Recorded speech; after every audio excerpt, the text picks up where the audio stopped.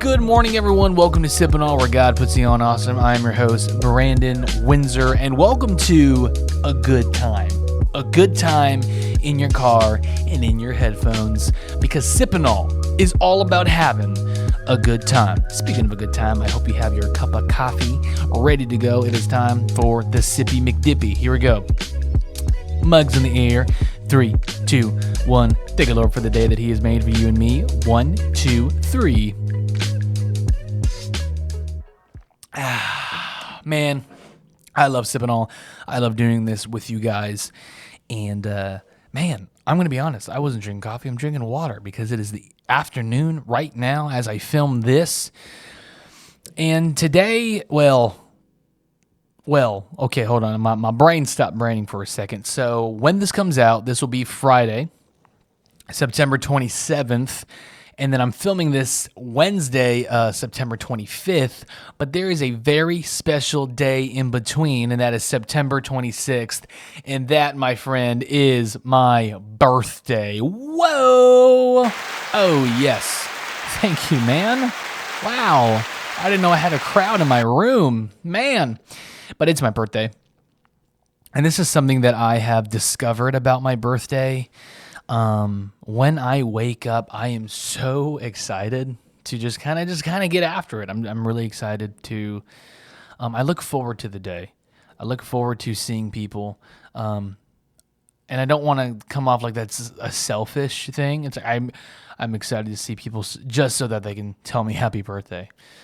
No, but I had this revelation, man, when I turned 21, I think. I was still in Go Ministries, and I just had a moment where when I woke up, I could just feel the birthday spirits in the air, man. I was like, yes, it's my birthday, yo. Maybe because it was 21 and I was ready to drink. Just kidding, I don't drink. And I had this thought. I'm like, man, excuse me. I'm really excited for my birthday. I'm really excited for today, but how come I'm not excited about my day like this every single day? Like, why? And some might say, because it's your birthday, bro. It's a little bit special. But then I just had a moment. I'm like, man, how cool would it be if I was this excited, this blessed, this ready to go every day of my life? And I just had that moment of I just want to be thankful every day for every day that I'm here on earth, because what's so beautiful is that we have an amazing opportunity to suffer here on earth. And what I mean by that is whenever we're in heaven, we're going to be in God's presence. We're going to be in perfection. And so today is the day, whether good or bad, that we have an opportunity to give God praise in the midst of our mess. Because in heaven, we're not going to have that opportunity. In heaven, we're not going to have the opportunity to serve God's house in the midst of struggle.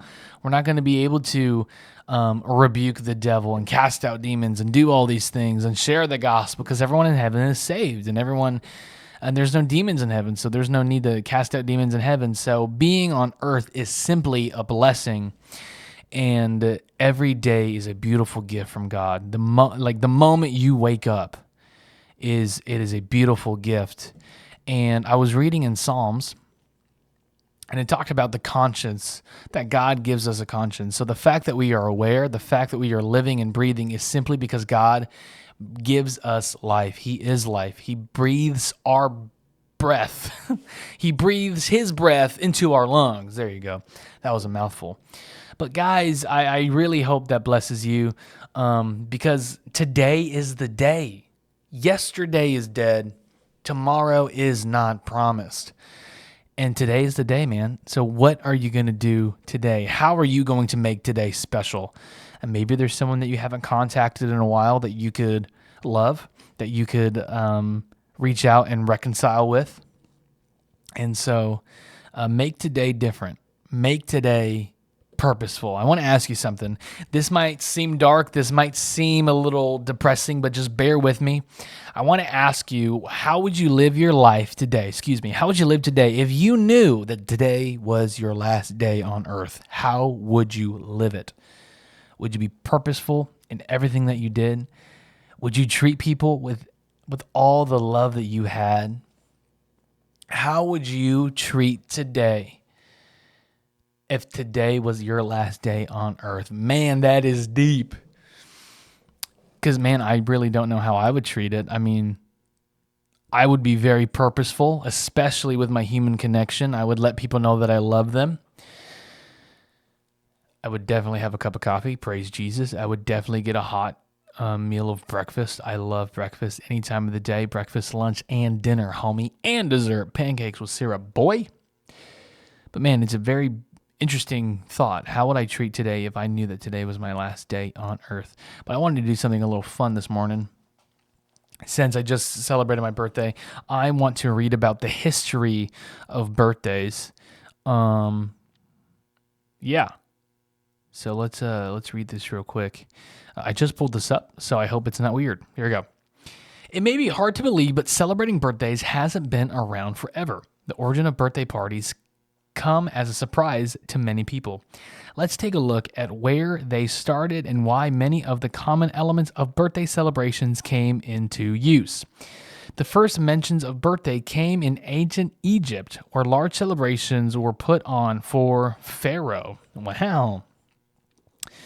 These celebrations were coronation dates symbolic to the pharaoh's birthday as a quote-unquote god. Dun, dun, dun. The first of these is said to have taken place somewhere around the year 3000 BC. For those who were atheists, okay, before who? Before who? Christ. That's what I thought, dummy. Get saved. The first recorded instance of this can be found in the Hebrew Bible, which describes such a celebration for the Egyptian pharaoh. Like many things, the Egyptian tradition came into use by ancient Greeks. They similarly celebrated their gods as a form of tribute. To do this, they offered moon-shaped cakes to the lunar goddesses Artemis as a way to recreate the moon's radiance and Artemis's beauty. The Greeks would add lit candles to make the cakes look like they were glowing. This became a tradition carried on to this day. Despite playing host to the most widely celebrated birthday in the world, Christmas, early in the Christian church's history, birthdays were considered pagan rituals. In their first few hundred years of existence, they believed birthday celebrations to be evil and would not even allow them. This changed around the 4th century when the birth of Jesus began to be celebrated. Fun fact, Jesus was actually not born in December. That's not in the article. I'm just letting you know. It is said that they began to celebrate in the hopes of bringing in the people that already observed the Roman holiday of Saturnalia. In the medieval times, nobility began to celebrate their actual birthdays while the peasants celebrated their saint's day, which was the saint that they were named after. That's really interesting. Most research points to Rome as the first society to begin celebrating birthdays for non-religious figures. However, they did this only for the men, as women did not have birthday celebrations until the 12th century. Man, women have just been through it, yo. No birthdays, no voting. Jeez Louise, man. The Romans were also the first to have public holidays dedicated to more famous citizens' birthdays as instituted by the government. Roman celebrations also brought forth the practice of generous presents being given. That's what I'm talking about. I love receiving presents. I think gift giving is a little bit interesting for me. It's not really like a love language. I love giving gifts for people that I genuinely care about. Something that I would do whenever I first met my wife Esther is I was really intentional with doing things for her. I would love to buy her flowers and such and things in that nature. And then, of course, as we gotten married, that kind of fire has died a little bit. I do buy her flowers on occasion, but it's not as frequent. But I really genuinely love giving people gifts. But I would not consider myself a good gift giver. But receiving gifts, I'll be so honest, and I don't know if anyone can relate to this. I am so awkward when receiving a gift, especially when people are watching me open it. I don't really get excited like those kids who open a PlayStation. They're like screaming. They start punching the couch. Like, oh my God, I can't believe this is happening. I'm on the inside, I'm doing that. But outside, I'm like, wow, thanks. That's awesome. Thanks for the gift, guys. I really appreciate that.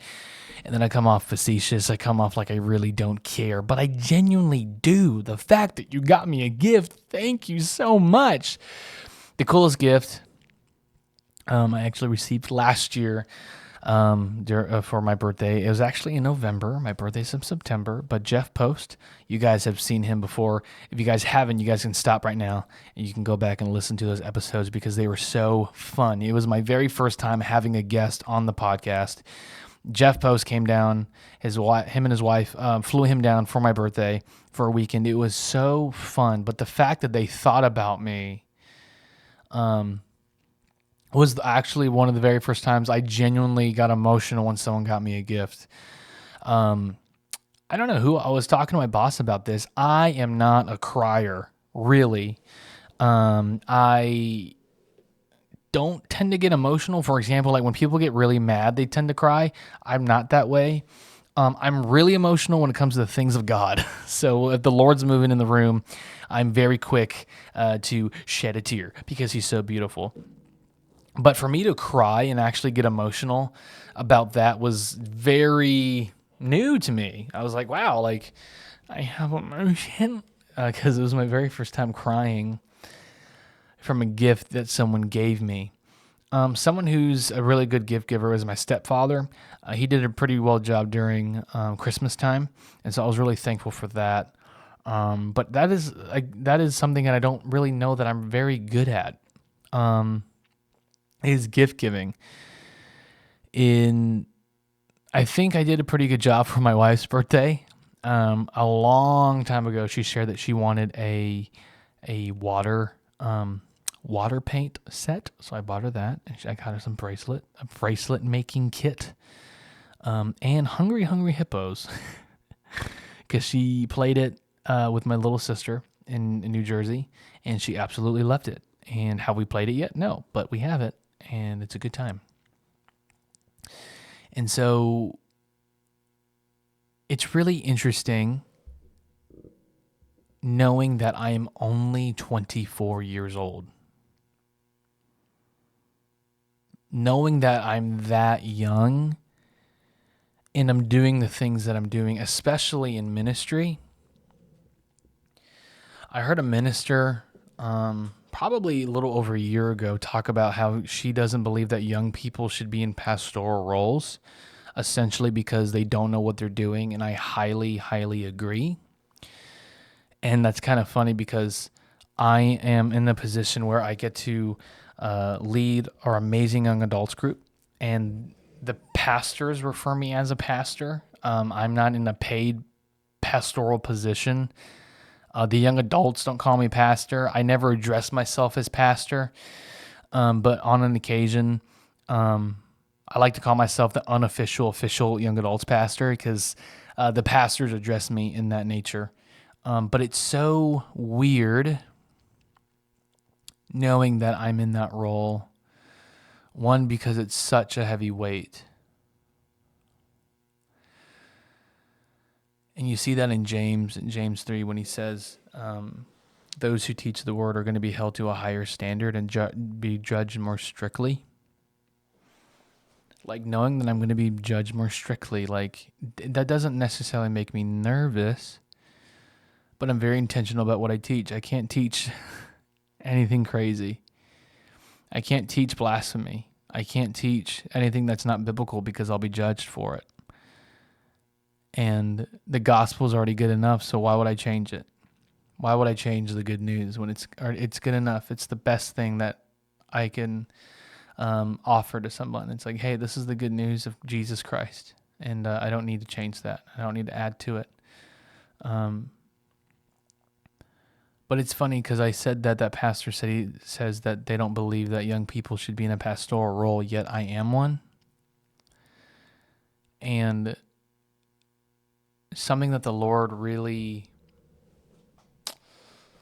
reminds me a lot is how young I am.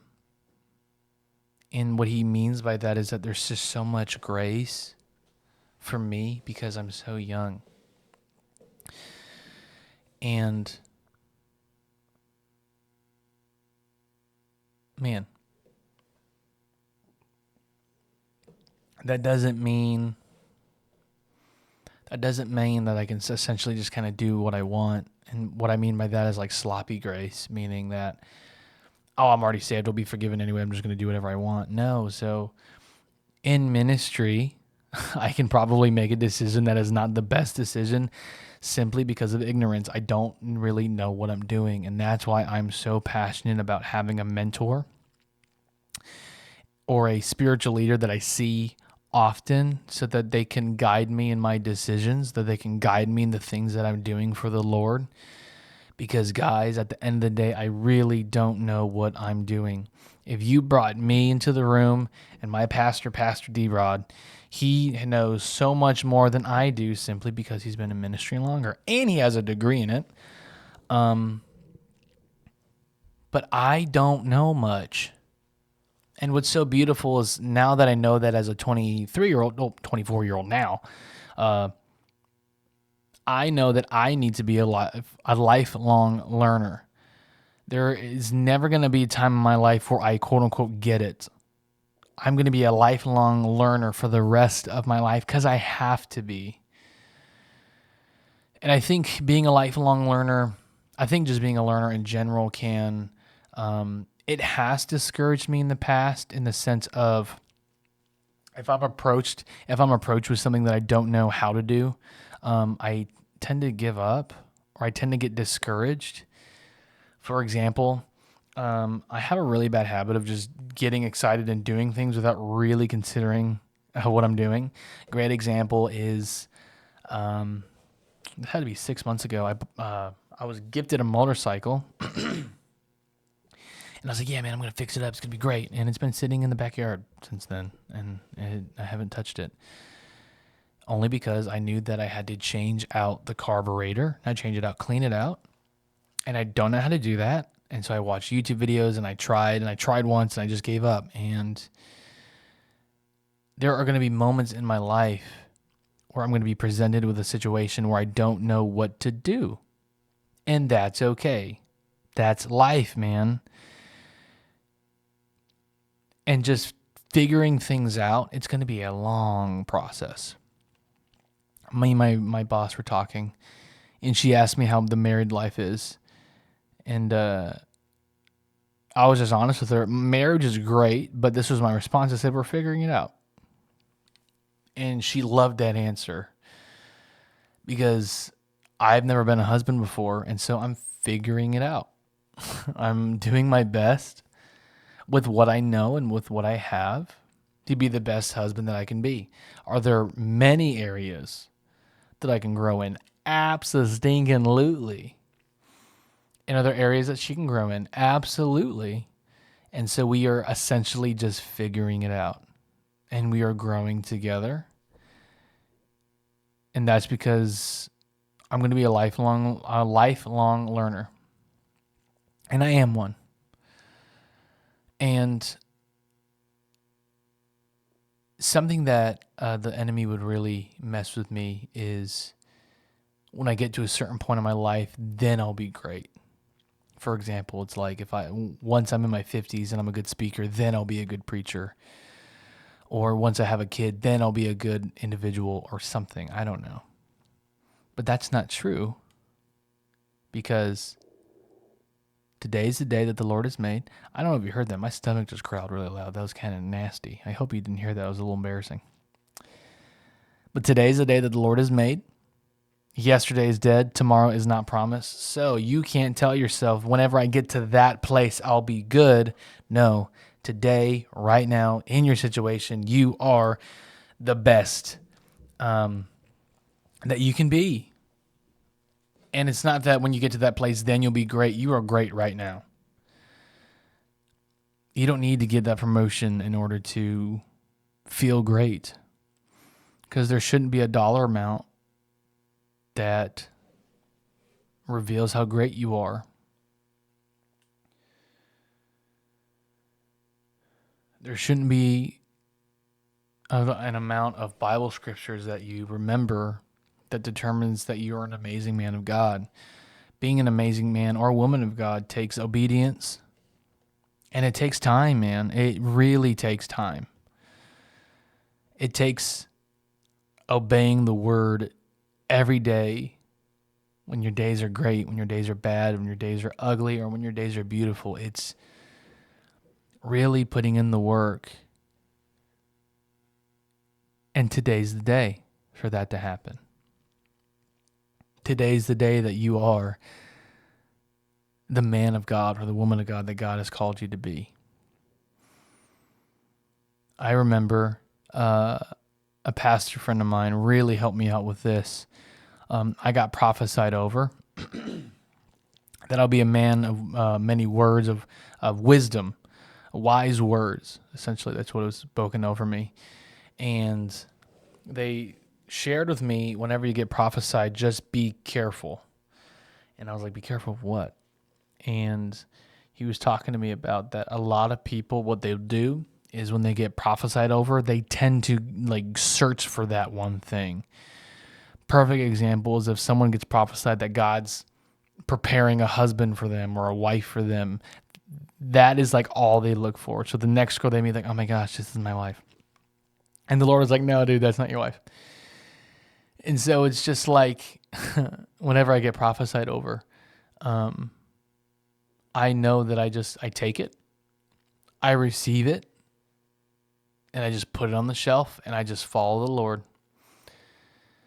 Because this last season, I got prophesied over on countless occasions. It was beautiful, more than once, about how I'm going to be a man of fiery words, that God's going to use me. I'm going to be an amazing preacher. I'm going to impact tons of people. But I know that that could be in my 50s. That could be in my 60s. Or that could be right now me leading our young adults group. But regardless of when it is, today is the day that I'm going to give God my best. And everything that I do. And am I perfect at it? Absolutely not. There are definitely some areas that I can grow in. Because this is a journey. It's not the destination that defines us. It's the journey. And I'm only 24 years old. I'm not even at the halfway mark, y'all. I'm not even 25, man. And so it's funny how much a birthday ministers to me. I don't listen to him anymore, but I saw a video of Joe Rogan, and he was saying, if you still get excited over your birthday, there's something wrong with you, especially dudes. Because he said, if girls get excited, I get it. You want to go out and hang out. You know, I'm 30 today. Woo! But if you're a guy and you get excited over your birthday, there's something wrong. So I essentially don't get excited that it's my birthday. I mean, I do, but I don't go crazy. But my birthday has always ministered to me. I don't know why, but it's such a beautiful thing that on September 26, 2000 at 4:09 p.m., I know that because of my birth certificate, that I was born. And fun fact, I was born in a waiting room. Not with the chairs, but essentially at the hospital when my mom was going into labor. They put her in a waiting room with a bed so that they get the labor room, the delivery room situated, but I was born in that waiting room. And before I was born, the Lord knew me. And the Lord knows everything about me. And 139 says he knows when I stand up, he knows when I sit down, he knows the words that are going to be rolling off my tongue. He knows the conversations me and my wife are going to be having after this episode. It's crazy that he was so intricate. He was so purposeful in his design, and that he created me for such a time as this. And I think that's so important to know, because I feel like some Christians don't know who they are in Christ. They don't know that they're so loved by the Father. He loves you so much. He's crazy about you. Our love for people is limited. Why? Because we're only human. But God's love for us surpasses human knowledge. It surpasses human comprehension. Because he's crazy about you. And the Lord is crazy about me. And it's really cool to think about, and it's beautiful to know that. What a plan. Oh, what a planner. Oh, what a plan he has for me. And so, ladies and gentlemen, I just want to thank you for tuning in to Sip&Awe this morning or this afternoon. Your time blesses me, and knowing that you have listened to this entire episode has truly blessed me. The fact that you've decided to spend the last 26 minutes with me is it's beautiful. And I'm so thankful for that you have decided to tune in and to listen. And this show has blessed me. This show has blessed so many people. This past week, a pastor friend of mine, she's a teacher, and she teaches a media class, and they're doing a podcasting unit. And she asked me to come in as a guest speaker, so I brought my stuff in, and I made a PowerPoint, and it was really cool. And it was a beautiful thing watching those kids' faces light up whenever they put on the headphones and they can hear their voice. It was cool. And so I know that this show has blessed so many people. And if the Lord put this desire on my heart just to bless me, then it's worked, because the people that have been on this show, the feedback that the show has gotten, the joy that this show has given me, I absolutely love doing this. And still, of course, if you're watching on YouTube, you see that my camera is still broken, but I don't need a camera to do this. And you should know that, because I remember when I first started this channel on Instagram, my very first video was just me drinking a cup of coffee on Instagram. Like, there was no microphone, no nothing. And so, man, if you have a dream, start with what you have. And if it's just a cell phone, it's just a cell phone, man. Because he who's faithful in a very little thing will be faithful also in much. Man, it's so good. You can now subscribe to Sip&Awe on YouTube. And don't forget to leave a review on Spotify and Apple Podcasts. That helps the show so much. And we have merch, y'all. If you are wanting to get some Sip&Awe merch, you can go ahead in the links down below. You can go on my Bonfire website and order that. But guys, thank you so much. Thank you for all the birthday wishes. I hope this episode blessed you, because I know it blessed me. And guys, have an amazing weekend. We'll see you on Monday here, back on Sip&Awe. Bye-bye.